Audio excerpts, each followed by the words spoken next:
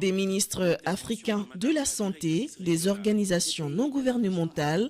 et la société civile ont pris part à cette réunion de haut niveau à Lomé, la capitale du Togo.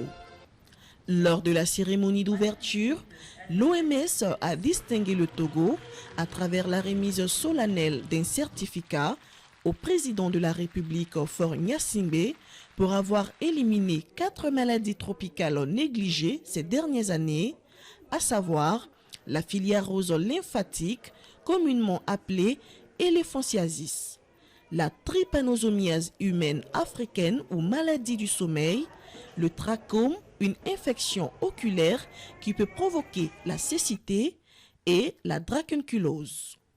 Prenant la parole, le chef de l'État togolais a fait connaître ses ambitions pour une meilleure gestion du domaine sanitaire dans les années à venir. La santé est une priorité de cohésion sociale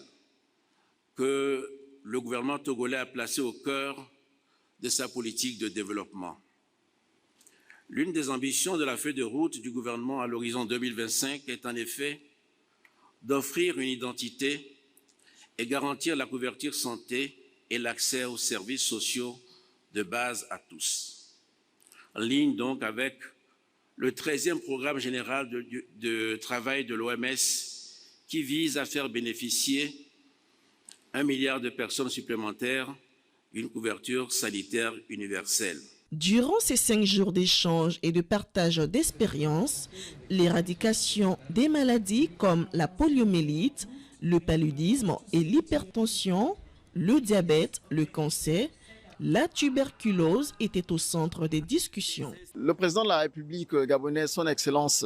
Ali Bongo Ondimba, dans son programme de développement du Gabon, a prévu également un programme de développement sanitaire donc, qui rentre dans les ambitions, les objectifs aussi de l'OMS et les ambitions du comité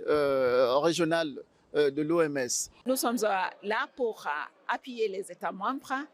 D'une part, c'est à l'adaptation au changement climatique qui sont l'impact sur la santé et en même temps aussi de réduire du système de santé les impacts nocifs à l'environnement. Beaucoup de pays, de nombreux pays ont fait des efforts très appréciables dans la lutte contre les maladies non transmissibles. Aujourd'hui, en matière de gouvernance et de leadership, les pays ont des politiques, les pays ont des stratégies, les pays ont des plans et ont même élaboré des guides pour traiter